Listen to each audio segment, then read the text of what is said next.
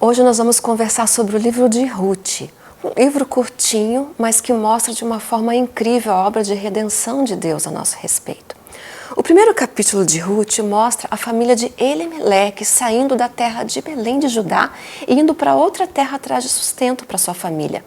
Mas nesta terra, ele e seus 2 filhos morrem e resta somente Noemi com as suas noras, Orfa e Ruth. E elas, viúvas, estavam enfrentando dificuldades, porque nessa terra não havia leis que protegiam as viúvas como havia em Israel.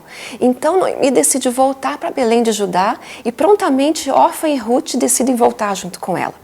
Mas ela consegue convencer as duas, tenta convencer as duas a não voltarem. Ela diz assim: não há futuro para vocês comigo. Orfa aceita ficar, mas Ruth fala assim: de jeito nenhum, eu vou com você. No versículo 10, as duas falam assim: sem dúvida nós vamos voltar contigo para o teu povo. E no versículo 16, Ruth fala assim: o teu povo também vai ser o meu povo e o teu Deus vai ser o meu Deus. E ela volta junto com Noemi. E quando elas chegam na terra natal, Noemi já começa a se identificar como uma pessoa amarga. Ela fala assim: eu saí daqui com fartura, mas voltei de mãos vazias. Deus tem pesado a mão sobre mim. Deus tem me castigado. Ela tomou uma decisão errada lá atrás e sofreu as consequências de uma decisão impensada. Talvez se Noemi pudesse voltar no tempo, ela teria ficado em Belém e confiado na provisão de Deus. Mas hoje ela sofria as consequências e ainda colocava a culpa em Deus. Quantas vezes nós também fazemos isso, não é verdade? Tomamos decisões, sofremos consequências e colocamos a culpa em Deus. E no segundo capítulo, mostra Ruth já correndo atrás de provisão para elas, porque sua sogra já era uma pessoa de idade. Então Ruth se prontifica a ir buscar sustento. E ela vai no campo colher espigas. Mal sabe Ruth que ela estava no campo do seu futuro esposo, Boaz. E ali naquele campo ela trabalha bastante. No versículo 7 diz que ela estava desde cedo de pé fazendo a colheita das espigas e só de tarde havia se sentado para descansar um pouco. E apesar de nós vermos Noemi murmurar o tempo todo sobre a sua situação, nós vemos Ruth sempre corajosa, correndo atrás, decidida. Ela não se deixou influenciar pela amargura de Noemi. E ali no campo de Boaz, ela consegue levar sustento para sua casa. E é interessante notar que Boaz se interessa por ela. Boaz ouve a história dela, contam para ele quem ela era e ele se interessa por ela. E ele permite que ela cate ainda a mais do que aquilo que cai. Ele manda deixarem cair um pouco a mais. E Deus mostra a provisão nesse sentido aqui, porque quando as pessoas faziam as colheitas, elas não podiam voltar atrás e catar o que caiu. Essa era a provisão de Deus para o órfão, para a viúva e para o estrangeiro. E Ruth era viúva e estrangeira. Então, além de catar o que ficava para trás, Boaz ainda pediu que eles derramassem um pouco mais. Aqui já começou a aparecer Deus organizando o futuro dessas 2 mulheres. E Ruth chega em casa e conta para sua sogra: olha o que eu catei hoje, olha o que recebemos hoje. E ela pergunta: onde você foi? E ela fala: fui no campo de Boaz. E logo Noemi percebe que Boaz era um dos seus parentes resgatadores. E ali começa a nascer uma chama de esperança no coração de Noemi.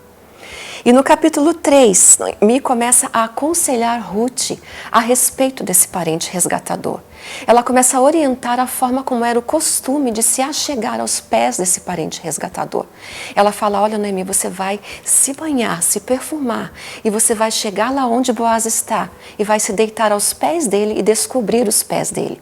Se ele estender a capa sobre você, é porque ele vai se comprometer em resgatar. E é exatamente isso que acontece.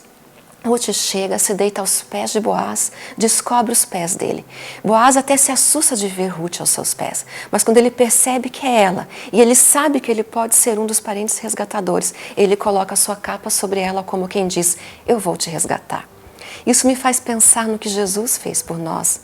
Nós um dia também chegamos aos pés de Jesus e pedimos a ele: Senhor, me resgate.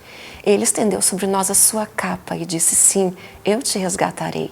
E foi isso que ele fez, nos resgatou com o sangue de Jesus. O papel do parente resgatador era suprir as necessidades, pagar as dívidas e fazer tudo em favor do bem-estar daquela família. E é exatamente o que Jesus fez conosco. Pagou a nossa dívida e nos trata como filhos, cuida do nosso bem-estar. E aqui nós vemos que no capítulo 4 começa um capítulo de alegria. Só que antes disso aqui, Boaz chega para Ruth e fala assim, existe outro parente que é o prioritário para fazer o teu resgate. Eu vou conversar com ele, espere e confie. Então, no capítulo 4, mostra Boaz indo atrás desse parente que tinha prioridade. Mas é interessante a forma como Boaz coloca, porque mostra como ele está interessado em se casar com Ruth. Ele chega para esse parente prioritário e fala assim, olha, está aqui Noemi, você tem o direito de resgatá-la. Então me diga se você vai resgatá-la, porque se você não fizer isso, eu vou. E esse parente fala assim, não, eu vou resgatá-la. E então no versículo 5, Boaz dá a notícia. Ele fala assim, você pode resgatá-la, mas você vai ter que se casar com Ruth, a Moabita. E então o parente desiste. Ele fala, não posso fazer isso, então faça você. Talvez porque os israelitas não se davam com os moabitas. Mas aqui nós vemos também o princípio de uma mudança de mentalidade na nação. Deus mostrando que não importa a etnia, ou raça, ou nacionalidade. Ele olha o coração. Então Boaz consegue o direito do resgate, chega para Ruth, resgata ela, sua sogra, e aqui eles se casam e têm um filho. O primeiro capítulo começa com 3 enterros. O último capítulo encerra com um casamento e um nascimento de uma pessoa muito importante. Nasce Obed, que vai ser avô do rei Davi, do qual viria o nosso Messias. Então, esse capítulo encerra com muita alegria, muito diferente do primeiro capítulo que começa com muita tristeza. Nesse capítulo, Noemi é reconhecida como aquela que foi consolada e resgatada por Deus. Muitas vezes nós vivemos o capítulo 2, catando restos, vivendo de restos, e não nos interessamos em ter um relacionamento mais profundo com Deus, o nosso resgatador.